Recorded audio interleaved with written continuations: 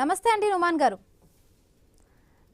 రామిడి వెంకటరెడ్డి గారు పార్టీకి రాజీనామా చేశారు. చాలా మంది కూడా అలాగే ఆయన వెంట కూడా వస్తారంటూ కూడా కొన్ని జిల్లాలకు సంబంధించి కూడా ఆయన చెప్పడం జరిగింది. రంగారెడ్డి జిల్లా కానీ పెద్దపల్లి జిల్లాకు సంబంధించి కొన్ని ఈ జిల్లాకు సంబంధించి అధ్యక్షులు కూడా త్వరలోనే బయటికి రాబోతున్నారు. తెలంగాణ జాగృతిలోని కూడా వెంకటరెడ్డిగా చాలా కీలకంగా వ్యవహరించారు. కవిత గారి వెంటే ఉన్నారు. బట్ ఇప్పుడు ఆ పార్టీలో ఆ తెలంగాణ రక్షణ సేన పార్టీలో క్రమశిక్షణ కొరవైంది అంటున్నారు.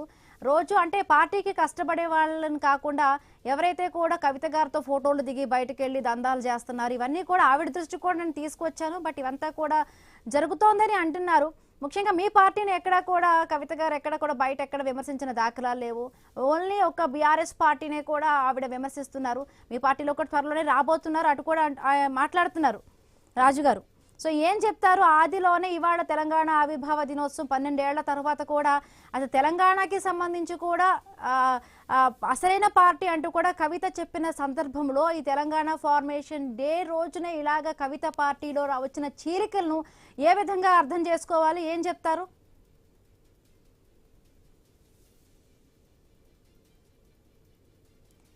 వాయిస్ రావట్లేదండి, అన్మ్యూట్ చేసి మాట్లాడండి.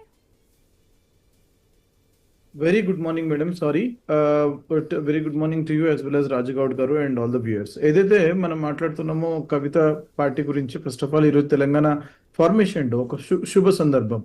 ఆ సందర్భంలో ఇటువంటి యొక్క పార్టీ గురించి ఎవరైతే విలువలు లేనటువంటి పార్టీ, సిద్ధాంతాలు లేనటువంటి పార్టీ, ఐడియాలజీ లేనటువంటి పార్టీ గురించి మనం మాట్లాడుతున్నాము, కొంచెం బాధాకరంగా ఉంది. ఒక విషయం నేను చెప్పదలుచుకుంటున్నాను. కవిత గారు 12 సంవత్సరాలు అయిన తర్వాత వారికి మేలుకొచ్చింది తెలంగాణ కోసం ఏదో చేద్దామని చెప్పేసి, తెలంగాణ జాగృతి అని చెప్పేసి నేను మేల్కొల్పు చేసేటువంటి కార్యక్రమం, తెలంగాణ కల్చర్ ని ప్రజల మధ్యలో తీసుకెళ్లేటువంటి ఒక కార్యక్రమం నేను చేస్తున్నా కాబట్టి నేను ఒక పార్టీ పెట్టుకుంటా అని చెప్పేసి వచ్చింది. ప్రతి ఒక్కరికి హక్కు ఉందండి. రాజ్యాంగం కల్పించిన హక్కు ప్రకారం ప్రతి ఒక్కరికి తెలంగాణలో కానివ్వండి, భారతదేశంలో కానివ్వండి, election commission of India register అయినటువంటి పార్టీలు కంటెస్ట్ చేయడానికి వీలుంటుంది. ఇది ఒక డెమోక్రాటిక్ ప్రజాస్వామ్యంలో ఉన్నటువంటి ఒక ప్రక్రియ.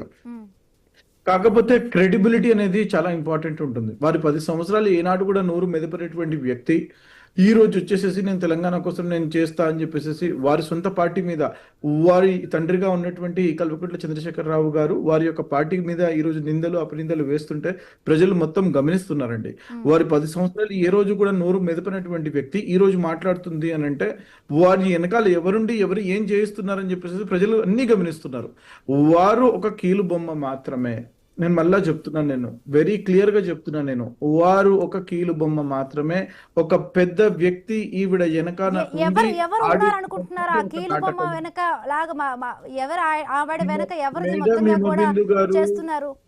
మేడం హిమబిందు గారు, నేను అన్ని ఎవిడెన్సెస్ తో పాటు మళ్ళా చెప్తున్నా, I will come with evidence and I will put it in front of the people of Telangana.